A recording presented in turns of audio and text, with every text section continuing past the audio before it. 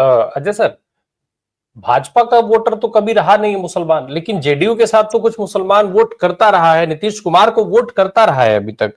तो क्या ये जो पूरा खेल चल रहा है, जेडीयू की तरफ से कहा जाना तो चलिए ठीक है, समझ में आता है कि भाई मुसलमान उनका वोटर रहा है इसलिए वो उनको टारगेट कर रहे हैं, लेकिन भाजपा इसकी चिंता क्यों कर रही है? चिराग पासवान के पास कितना मुसलमान वोट रहा है कि वो उनको इसकी बड़ी चिंता हो रही है? क्योंकि चिराग पासवान का आज हर स्टेटमेंट बिहार के लोग भी ये मान रहे हैं कि जितना भाजपा की तरफ से, भाजपा के शीर्ष नेताओं की तरफ से कहा जाता है उतना ही चिराग पासवान बोलते हैं, उतना ही अभी भी बोल रहे हैं। तो भाजपा को आखिर मुसलमानों की चिंता क्यों हो रही है? क्या इससे बिहार में मुसलमानों की स्थिति बदलेगी, वोट मुसलमानों का शिफ्ट होगा? आज तेजस्वी यादव को जिस तरीके का समर्थन मिल रहा है मुसलमान समाज का। आप एक चीज सबसे बड़ी बात है कि मुसलमानों को टिकट कितने दिए, सवाल ये पहले तो खुद बता दीजिए।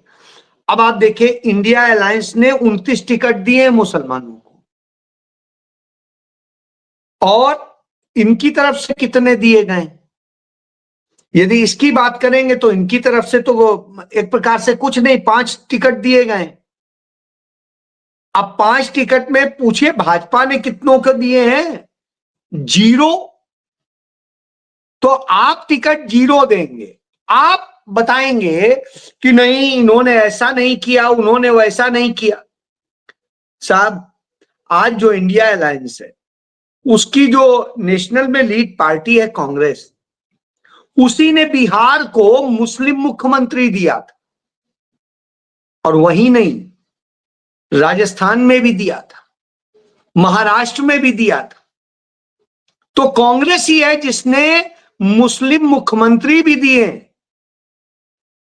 कांग्रेस ही है जिसने सबसे पहला देश में दलित मुख्यमंत्री बनाया था आंध्र प्रदेश में,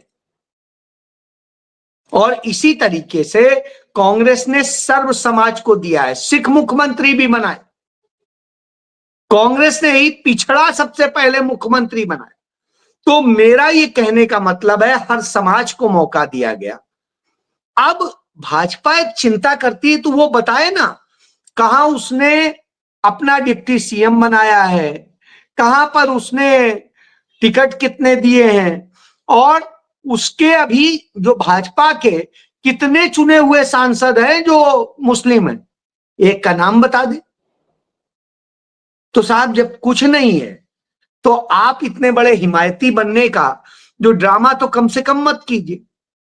और रही जो जेडीयू की बात, वो जेडीयू को लगभग लगभग बराबर वोट मिलते थे मुसलमानों के, ऐसा नहीं है 19-20 होता था।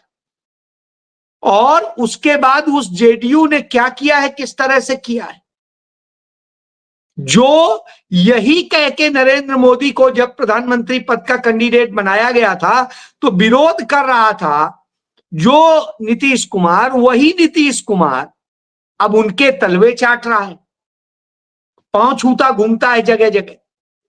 तो साहब, इसके बाद में आप कहेंगे कि कोई भी इस तरह से करके कि हाँ हम बड़े हिमायती हैं, तो हिमायती हो कहां? यदि औसत में निकालेंगे तो सबसे ज्यादा जो सीट दी है मुसलमानों को वो कांग्रेस ने दी है, फिर आरजेडी ने दी है, फिर दूसरे और दलों ने दिए। तो यह आप समझ सकते हैं कांग्रेस और उसके सभी सहयोगी दलों ने मुसलमानों को भी टिकट दी है और काफी हद तक दी है।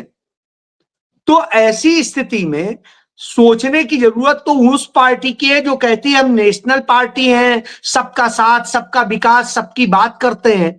उन्होंने क्या किया है? तो उन्होंने तो कुछ नहीं किया है। उन्होंने सिर्फ नफरत बोई है, नफरत के नाम पे करना चाहते हैं, हर गुनाह खुद करते हैं। रेपिस्ट किसके निकलते हैं? बीजेपी के। जो परिवारवाद कर प्रधानमंत्री कह रहे थे, साहब सबसे ज्यादा परिवारवादी तो उन्हीं के साथ हैं। और उसके बाद में बात करेंगे भ्रष्टाचार की, तो सबसे बड़े भ्रष्टाचारी उन्हीं के साथ हैं। और युवाओं का जीवन बर्बाद करने का काम उन्होंने किया है। आप याद करिए, राहुल गांधी ने जब भारत जोड़ो न्याय यात्रा पर निकले थे तो उन्होंने कहा था इस देश के युवाओं की स्थिति यह हो गई है कि वो 7-7, 8-8 घंटे रील बेचारा देख के काम चला रहा। क्यों? कोई काम ही नहीं है। आज नरेंद्र मोदी ने साबित कर दिया कि साहब रील बनाओ, तो यानी हम आपको कुछ नहीं दे पाएंगे, ना हमारे पास रोजगार है ना कुछ है, आप रील बनाओ मस्त रहो। खुद भी अपने मंत्रियों से रील बनवाते हैं, उनके पास भी कोई काम नहीं, क्योंकि मंत्री बेचारा कहने को होता है, असली सरकार तो पीएमओ से चलती है। और पीएमओ में बैठे कुछ बाबू जो नरेंद्र मोदी के कह दीजिए मालिक के ही लोग हैं, अडानी के, वो लोग बैठ के सब चलाते हैं। मंत्रियों को पता ही नहीं होता कि उनके विभाग में कोई भी क्या योजना आ गई और उसको कैसे क्रियान्वयन करना है, वो सब वहीं से आ जाता है, बस उन्हें साइन करने होते हैं। तो आप सोचो जब यह दशा हो तो आप क्या कल्पना करेंगे? ये स्थिति है जी। अभी हनुमान का जिक्र आया था, हनुमान की लंका तो कल ही मोदी जी ने खुद लगाई अपने स्टेज पर। अनाउंस हुआ कि चिराग पासवान जो है आकर के अपनी बात कहे, और मोदी जी ने साफ इनकार किया कि नहीं, चिराग पासवान नहीं बोलेंगे, नीतीश कुमार बोलेंगे। फिर नीतीश कुमार को बुलवाया गया, चिराग पासवान को बोलने तक नहीं दिया गया मंच से, और बताएंगे हनुमान। खैर अजय सर, ये जो जितनी बातचीत है, जितना ये चिंता है, जितना जिस चिंता में घुल रहे हैं एनडीए के तमाम नेता, बोलने के लिए, कहने के लिए कुछ है नहीं उनके पास, क्या इसलिए ये सारी चिंता की दिखावा किया जा रहा है? क्योंकि भाई आखिर रैलियां हैं, जनसभाएं हैं, कुछ तो बोलना है, क्या बोलेंगे? तो यही सारी चीजें पकड़ लेते हैं।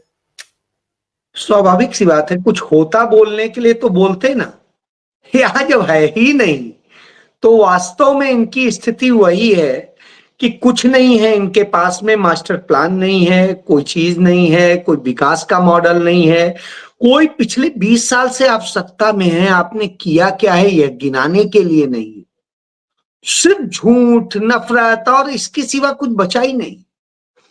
दूसरे जो जिन्होंने किया है, जिन्होंने बनाया है, उनको गलत साबित करने की कोशिश करते हैं। तो आप यह समझिए, राहुल गांधी ने जितनी बातें आज तक जहां पे भी कही हैं, 100%, 99% भी नहीं, 100% उन्होंने पालन करी है और उनको उन्होंने किया, इसलिए उनकी विश्वसनीयता है। लेकिन नरेंद्र मोदी 99% झूठ बोलते हैं, 1% क्या सही बोलते हैं? वो सही बोलते हैं जो अपने लिए बोलते हैं, अपने फेवर में बोलते हैं, यानी जनता के लिए उनके पास भी 100% कुछ नहीं है।